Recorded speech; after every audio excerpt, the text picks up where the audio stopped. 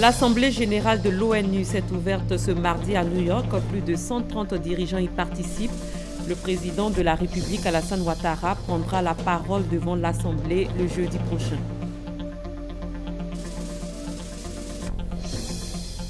La Banque mondiale veut accroître son appui pour l'exécution de projets en Côte d'Ivoire. La question est au cœur de la première revue trimestrielle pour le portefeuille de la Banque mondiale. Les locaux de la primature ont abrité la réunion. La purge des droits coutumiers est source de conflits entre le ministère de la Construction et de l'Urbanisme et les détenteurs de droits coutumiers d'Adjamé-Bingerville.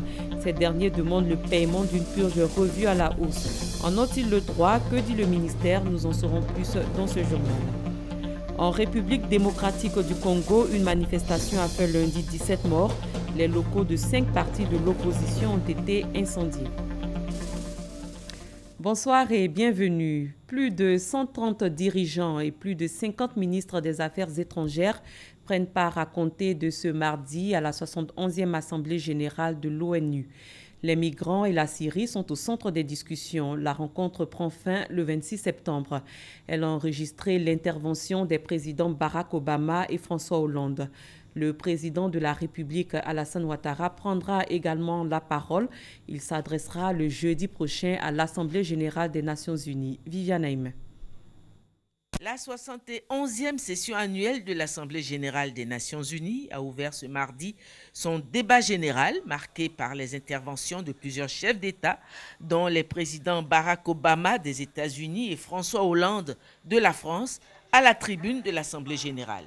Jeudi, le chef de l'État ivoirien, le président Alassane Ouattara, interviendra à cette tribune et fera ainsi entendre la voix de la Côte d'Ivoire. Depuis son accession à la magistrature suprême, le président de la République Alassane Ouattara a toujours tenu à marquer la présence de la Côte d'Ivoire chaque année à ce grand rendez-vous de la communauté mondiale.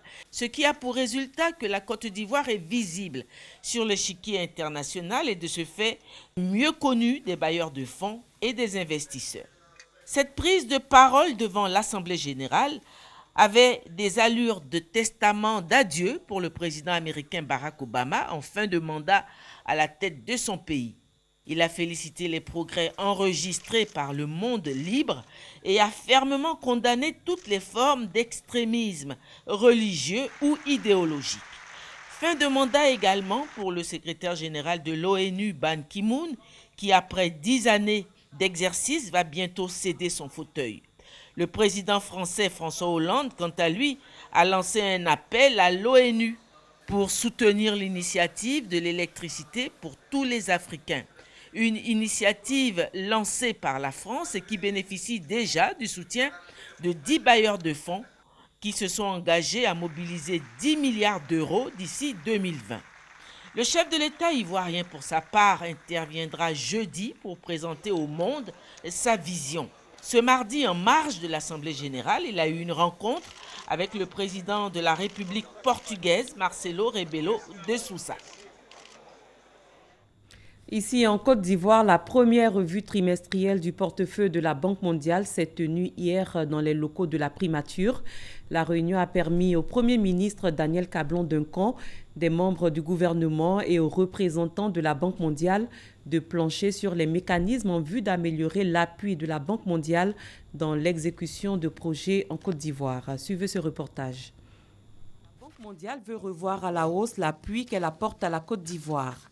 Le taux des décaissements de l'institution financière internationale pour l'exécution de projets dans le pays s'affichait à 23% à la fin du mois d'avril 2016 contre 53% à la fin 2015. Face à cette baisse inacceptable, j'avais décidé de tenir désormais des réunions trimestrielles que je présiderai personnellement afin d'identifier les sources de blocage et les problèmes qui retardent la mise en œuvre des projets en vue d'y apporter ensemble rapidement des réponses et des solutions. La Côte d'Ivoire, pendant la dernière année fiscale, on a atteint un taux d'exécution satisfaisant. Mais comme il a dit, Excellence, on peut toujours mieux faire. Et c'est normal, surtout quand le montant s'accroît. et le nombre de projets s'accroît. Il y a toujours des défis et c'est justement ça l'objectif, c'est de travailler ensemble pour vraiment mettre en place une CAP plus efficace. La Côte d'Ivoire, vraiment, on est dans tous les secteurs, hein, de l'énergie, agriculture, infrastructure routière, santé. Selon Pierre Laporte, la Banque mondiale prévoit de débloquer plus de 350 milliards de francs CFA pour l'exécution de ces projets sur la période allant de septembre 2016 à juin 2017. L'apport financier de l'institution devrait avoisiner 500 milliards de francs CFA d'ici fin 2018. Le secteur de l'artisanat a aussi besoin d'un appui. Il en a certainement été question lors de l'ouverture du marché ivoirien de l'artisanat à Abidjan. Ce rendez-vous est à sa 2e édition. La cérémonie marquant le démarrage du MIVA 2016 s'est tenue au Palais de la Culture à Treichville. Francis Boifo. Ces produits exposés sont le fruit du génie des meilleurs artisans africains. Il y en a partout dans les stands au marché ivoirien de l'artisanat MIVA, au Palais de la Culture de Treichville. Le marché ouvre à 8 h pour refermer à 20 h depuis vendredi jusqu'au 25 septembre prochain. Ce mardi, les autorités sont allées encourager les 650 exposants réunis pour la circonstance dans cette salle.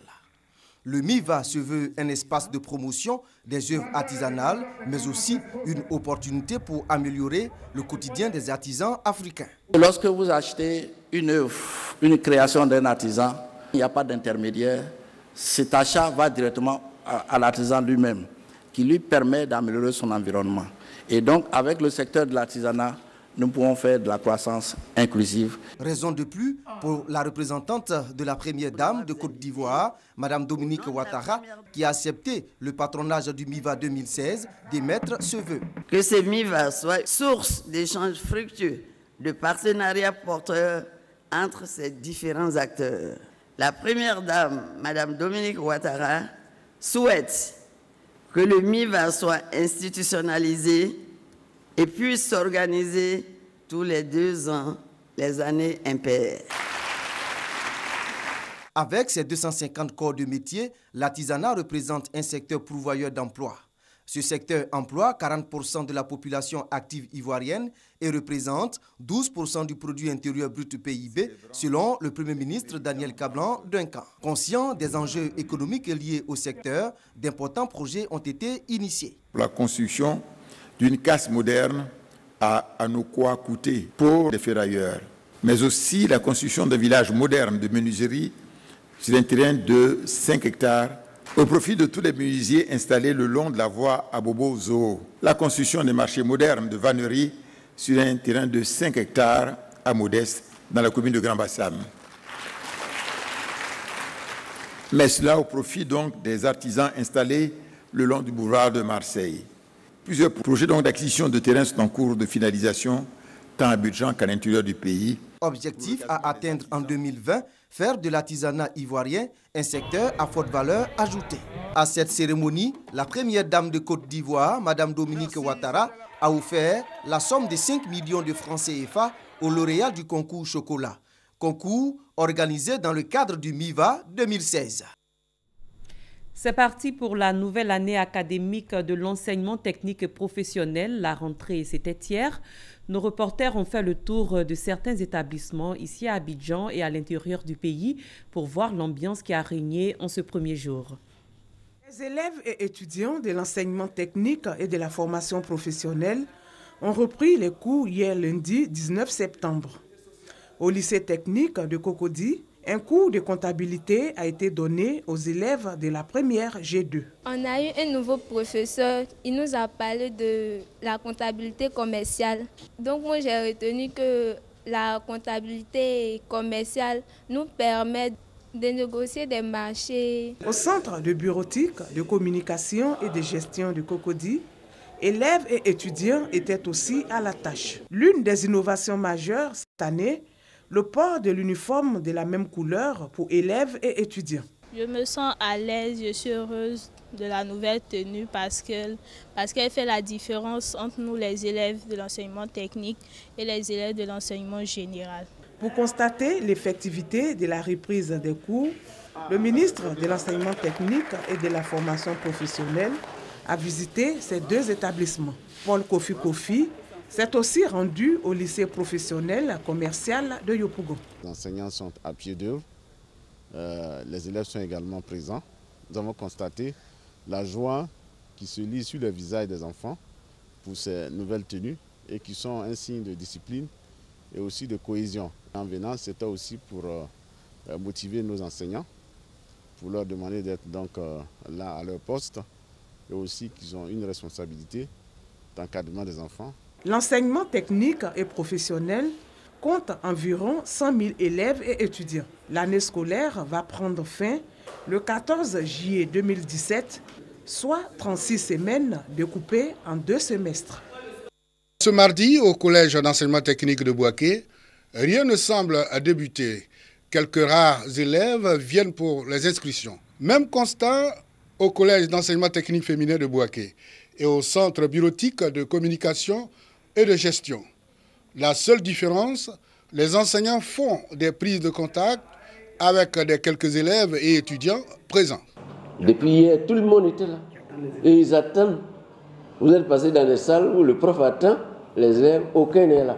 On attribue ce retard aux nouvelles réformes opérées au sein du ministère de l'enseignement technique et de la formation professionnelle. Une des mesures phares est l'uniformisation des tenues scolaires. Au niveau du CBCG, cela se ressent parce que chez nous, les élèves doivent être en costume. Le décor est tout à fait différent au lycée technique de Bouaké. Ici, les cours ont débuté malgré quelques difficultés. Venez, sinon vous êtes en retard et puis on ne va pas revenir sur les mêmes leçons. L'habitude ayant la peau dure, le directeur régional est en train de tout mettre en œuvre pour la reprise effective des cours le lundi prochain. En ce qui concerne l'année scolaire, il y aura désormais cours les mercredis. C'est une décision du ministère de l'Éducation nationale. Une décision qui rend mécontent des instituteurs. Réunis au sein du mouvement des instituteurs pour la défense de leurs droits, ils ont échangé avec le ministre de la fonction publique et la modernisation de l'administration. Les deux parties se sont exprimées au terme de leur rencontre. On les écoute. Je voudrais vous dire que j'ai été mandaté par le gouvernement de recevoir le syndicat MIDD parce que c'est dans la logique du dialogue social que nous prônons. Et en tant que ministre de la fonction publique et de la modernisation de l'administration, nous avons mis en place un comité de dialogue social. C'est dans ce cadre-là que j'ai invité nos amis du syndicat pour qu'on échange sur l'actualité. Il est clair que le gouvernement de Côte d'Ivoire a pris une décision, une mesure. Et comme disent les Grecs, la loi, même si elle est dure, c'est une loi. C'est une décision qu'il faut appliquer. Donc, c'est dans ce cadre-là que, après les déclarations, les interventions du MDD dans la presse, j'ai jugé bon de les recevoir pour qu'on échange. C'est ce que nous avons fait, je pense que nous nous sommes compris. Le dialogue n'est pas rompu. Pour preuve, en tant que secrétaire général du MIDD, je fais partie du comité de dialogue social mis en place par M. le ministre de la fonction publique. C'est vrai que ce comité devra traiter des questions transversales, mais pour des questions qui concernent une majorité d'enseignants et pour lesquelles il pourrait y avoir quelques cristallisations, je pense qu'en tant que vice-président, je vais en informer le président pour que ce comité se saisisse lui également de ce problème-là et voir dans quelle mesure une médiation efficace à l'effet planning, tout ce qu'il y a comme difficulté soit trouvé.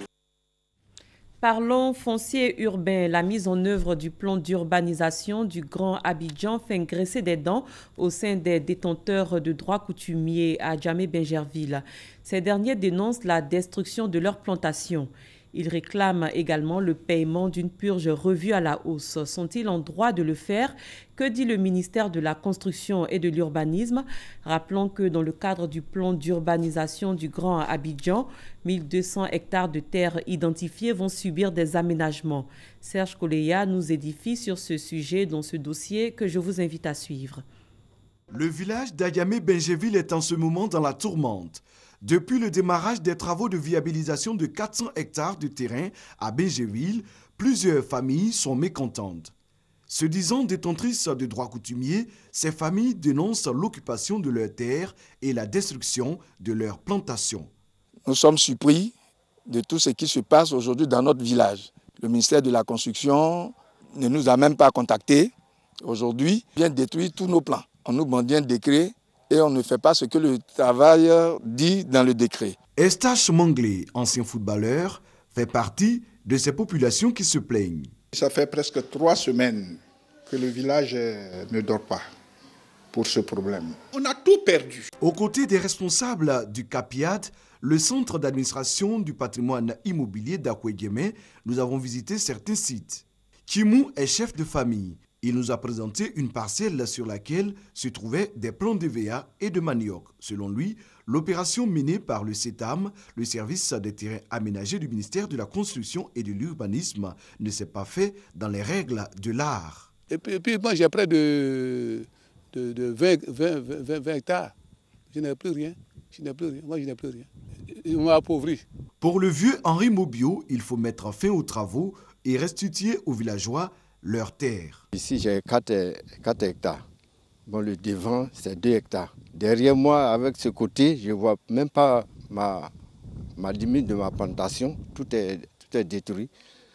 Donc, nous ne voulons pas que ça réalise ce projet. Il faut qu'ils nous rencontrent. Ensemble, qu'on trouve une solution. Donc, il faut discuter et donner le montant que le terrain mérite. Au ministère de la Construction et de l'Urbanisme, le chef de cabinet n'est pas d'accord avec les plaintes des villageois. Il rappelle que dans le cadre de l'aménagement de sites habitables dans le district d'Abidjan, l'État, à la lumière d'un décret, s'est engagé à purger les droits coutumiers sur 1200 hectares de terres identifiés dans plusieurs localités du district d'Abidjan. L'État ne peut pas spolier, l'État ne peut pas arracher les terrains à quelqu'un. Nous sommes dans un état de droit et l'État garantit les droits des uns et des autres. La purge sur les sols est réglementée. Dans le district Abidjan, le maximum c'est 2000 francs. C'est un texte qui le dit. Et quand on a un projet d'utilité publique, les négociations s'engagent et au bout d'un mois, si les négociations n'ont pas abouti à un accord, le gouvernement, à travers le ministère de l'Urbanisme et de la Construction, a le droit de commencer les travaux tout en continuant les négociations. À Adjamé-Benjéville, comme dans les autres villages visés, des concertations ont été menées depuis 2013 avec les détenteurs du droit coutumier, indique un responsable du ministère en charge du dossier. En général, là-bas, ce que je sais au niveau d'Adjamé-Benjéville, les propriétaires de sol sont en même temps les propriétaires des plantations. Nous leur avons dit que les fonds sont disponibles pour donc leur dédommagement. Pour dire que lorsque l'État est en train de faire un programme, l'État est tenu de respecter les tests qui régissent le domaine, surtout le domaine du foncier. Le ministère de la Construction et de l'Urbanisme se dit prêt à garantir les droits des familles tels que définis par la loi. Seulement, les populations doivent retenir que la réalisation de ces travaux d'aménagement s'impose. Cette action d'envergure s'inscrit dans le cadre du programme global du schéma directeur d'urbanisation du Grand Abidjan. Schéma directeur qui prend en compte le développement des communes et villages du district d'Abidjan. Un mot de transport, les municars communément appelés Gbaka et les taxis communaux créent l'anarchie en cause une mauvaise organisation. Notre reporter Moussa Konaté s'est rendu dans les communes d'Adjamé et Cocody. Il nous dit que ces véhicules stationnent dans le désordre et ne respectent pas les tarifs de déplacement. Ce minicar appelé communément Gbaka marque un arrêt en pleine chaussée pour descendre les passagers. La scène est fréquente à cet endroit du rond-point Liberté dans la commune d'Adjamé. Et cela n'est pas du goût des usagers. On est monté à Cocody, il nous a dit comme ça, on descend devant ce lieu. Arrivé là, il laisse et puis il nous garer ici. Donc ça ne m'a pas plu. Il a dit non, c'est pas comme ça. Voilà, tu as pris ton argent, c'est pas pareil, tu as pris ton argent et puis tu nous laisses dans un endroit où nous, on refuse de descendre. Tes arômes liberté par la vie, je peux tourner ici, je dis que vous forcément, il demande pardon maintenant, mais pas le mal. Non loin de là, Des véhicules en bordure de route attendent d'être chargés. Leurs activités en ce lieu créent un ralentissement du trafic. En bas là-bas, on les a chassés, ils sont venus jusqu'en haut. C'est ici, toujours, les gars chargent pour partir. Il faut qu'on rentre ici pour charger. Les clients viennent ici. Donc on est obligé de venir garer là. L'anarchie, au final, s'impose donc comme une habitude. Commune de Cocody, à ce carrefour dans le quartier d'Angri, la tâche n'est pas aisée pour les usagers. Rallier Cocody Centre est une véritable corvée. Il faut souvent débourser 2 fois le tarif pour un seul trajet. C'est de l'anarchie totale sur la ligne. Rien n'est contrôlé, rien n'est fait. C'est les chauffeurs même qui imposent leur loi. Tu prends ici, tu descends 2 plateaux, tu payes 500. Et puis tu as payé encore 250 pour arriver, ça fait 750.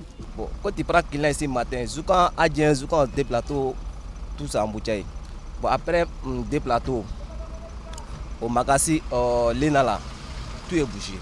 Quand tu passes derrière, il n'y a pas de route. C'est pas facile. Ça cause ça beaucoup en fait des plateaux. Une organisation du secteur du transport par ailleurs, le sens de la nouvelle réforme. La dernière en date, la réduction du coût des transports depuis le 1er août dernier.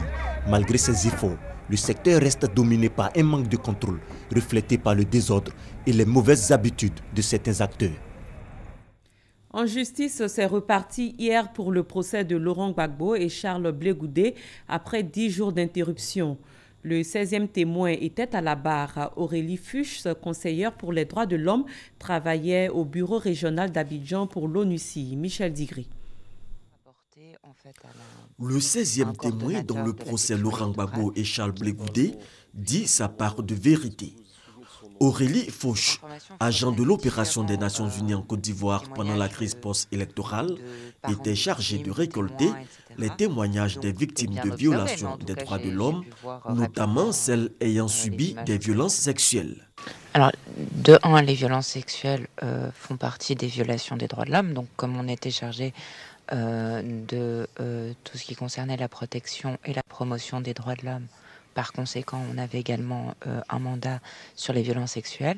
Ensuite, il me semble, si je ne me trompe pas, que dans les différentes résolutions du Conseil de sécurité qui donnent mandat à l'ONUCI, les violences sexuelles sont explicitement citées. Et la Côte d'Ivoire a été identifiée comme un pays où en fait il y avait un fort nombre de violences sexuelles, donc auxquelles on devait rapporter. C'est ce qu'on appelle le MARA, c'est les Monitoring Arrangements. S'agissant des rapports entre les forces de défense et de sécurité avec l'ONUCI, Aurélie Fuchs a admis qu'ils étaient difficiles, souvent tendus. La défense de Laurent Gbagbo a pour sa part interrogé le témoin sur les raisons de la création du centre d'appel de l'ONUCI. Fuchs déclare que cette plateforme permettait aux témoins ou aux victimes d'appeler pour raconter des événements vus ou vécus. Toutefois, elle admet que le centre d'appel n'avait aucun moyen de vérifier les sources ou la provenance des appels. Aurélie Fuchs est le 5e témoin à visage découvert sur les 16 déjà entendus. Direction la République démocratique du Congo, des heurts ont opposé hier des jeunes manifestants à la police anti-émeute dans la capitale Kinshasa. C'était au cours d'une manifestation hostile au président Joseph Kabila. Bilan, 17 morts, dont 14 civils et 3 policiers. 5 sièges de partis de l'opposition ont également été incendiés. Salimatou Dia, Michel Digri. Quelques heures après la manifestation anti-Kabila de l'opposition congolaise ce lundi, Kinshasa est sous haute tension. La manifestation qui se voulait pacifique aurait dégénéré en raison du non-respect de l'itinéraire prévu. On compte de nombreux morts suite aux affrontements entre forces de l'ordre et manifestants. 17 morts, dont 3 policiers et 1 brûlé vif et 14 civils parmi les pillards. 2 blessés par balle. École primaire et secondaire, Madame de Sévigné, brûlée, saccagée à Bandalungwa. Ce bilan est battu en brèche par l'opposition qui revendique plus de 50 personnes tuées. Elle qui n'a pas échappé à cet élan de violence. Les locaux de 5 partis ont été mis à feu, incendiés dans la nuit du lundi au mardi par des hommes armés.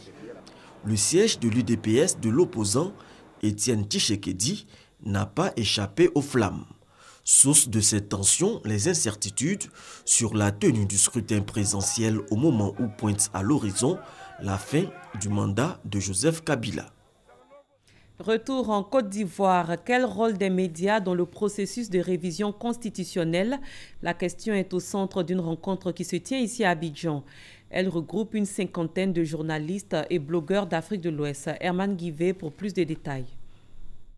Des échanges francs, des questions pertinentes pour un sujet tout aussi pertinent que d'actualité, les réformes constitutionnelles engagées en Afrique de l'Ouest.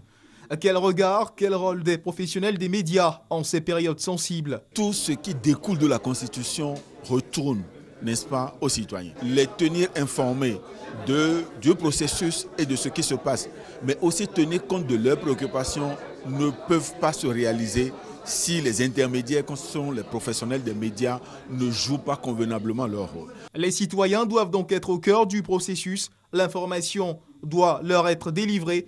Leurs voix doivent être entendues tout au long du processus, un cadre d'échange qui jette les bases d'un partage d'expériences entre professionnels des médias du Bénin, du Burkina Faso, du Mali et de la Côte d'Ivoire. Nous écoutons ce qui se passe dans les pays voisins, chez nos camarades, et nous allons également partager l'expérience ivoirienne. Je pense qu'il est toujours bon d'apprendre sur les autres. Tout le monde avait envie d'apporter sa pierre au débat et c'est ce que nous voulons pouvoir participer en tant que citoyens à chaque débat sur notre constitution qui est la loi fondamentale. Ça nous permet de savoir au Bénin, au Mali, en Côte d'Ivoire, comment les journalistes se comportent pour aussi développer des stratégies à notre niveau et accompagner le processus qui a été engagé depuis justement le mois de mars. Pour les organisateurs de cette rencontre, le rôle de la presse et des réseaux sociaux est plus qu'important en ces périodes dites sensibles.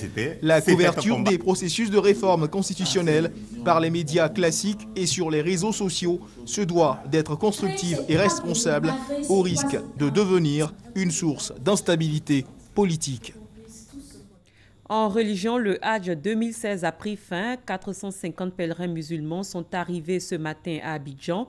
Ils ont été accueillis par les autorités chargées de l'organisation du pèlerinage à la Mecque. Massokone, Patricia Omoitia. Après un peu plus d'un mois passé en Terre Sainte à la Mecque, le premier groupe de pèlerins ivoiriens au nombre de 450 personnes foule enfin le sol de leur pays. Un voyage spirituel effectué pour accomplir le 5e pilier de l'islam. Les conditions étaient réunies, alhamdoulilah rabbil alamin. On remercie Allah subhanahu wa ta'ala qui nous l'a permis et nous souhaitons vraiment pour tous les musulmans de pouvoir voir la Kaaba. Nous avons prié pour le pays pour que la paix puisse régner dans notre pays comme il le faut. Les pèlerins ont été accueillis par les autorités et responsables en charge de l'organisation du Hajj. Les pèlerins sont partis sains et saufs, ils sont revenus sains et saufs. Le premier vol est arrivé aujourd'hui. On va rendre grâce à Dieu. À nos parents pèlerins, ils viennent d'effectuer le 5e pilier de l'islam. Et le 5e pilier de l'islam complète les 4 autres piliers. Donc aujourd'hui, leur islam est complet. Et ils viennent de faire des bénédictions, des supplications à Dieu. Fasse Dieu que toutes ces supplications-là soient agréées. Après, cap est mis sur la grande mosquée de la Riviera Golfe, où parents et proches, après des heures d'attente, retrouvent enfin le sourire. Pour cette édition 2016 du Hajj, des changements ont été enregistrés dans la procédure d'accueil. Les parents sont complètement mis à côté, c'est-à-dire hors même du périmètre même de la mosquée, parce que nous avons constaté que les parents qui viennent, il y a des personnes également qui arrivent qui ne viennent pas pour accueillir les pèlerins. Donc c'est pour ça que nous avons renforcé la sécurité au niveau du site de regroupement, afin d'éviter tout ce qui peut provoquer ou tout ce qui peut nous amener à perdre les bagages. D'autres vols suivront les jours à venir, jusqu'à ce que les 5600 pèlerins partis en Terre Sainte regagnent le pays. En sport football, la Côte d'Ivoire a remporté dimanche à Ouagadougou la Coupe d'Afrique des Nations en Maracana. Le pays devient ainsi double champion d'Afrique de Maracana. Salif Ouattara. Retour triomphal des éléphants maracaniers à Abidjan après leur succès à la Coupe d'Afrique des Nations Ouagadougou 2016 qui a consacré la Côte d'Ivoire vainqueur des catégories seniors et vétérans. Bleu Charlemagne, président de la Fédération internationale de Maracana et association, fait avec les siens le bilan de la promotion du Maracana. Pour une fois, la passe de 2 a été réussie. Et donc gloire également à notre pays et à ses dirigeants. Mais surtout, bravo aux athlètes, bravo aux autorités ivoiriennes qui croient en cette discipline et à la direction technique nationale et à tous les encadreurs pour ce qu'ils ont fait. À l'aéroport Félix Houphouët-Boigny, les nouveaux champions d'Afrique se sont brièvement adonnés à un premier bain de foule avant de prendre la direction de Yopougon, complexe Jesse Jackson, où ils sont accueillis en héros.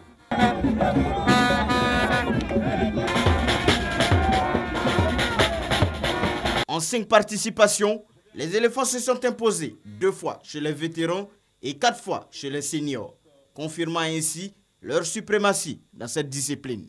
Pour être au-dessus de toutes ces équipes, il y a un travail qui a été déjà fait, un travail de longue haleine, beaucoup de sérieux autour de l'équipe nationale de Maracana. Voilà, seul le travail paye. Avec ce joli doublé, Trésor Oka et ses coéquipiers rentrent ainsi dans les annales de l'histoire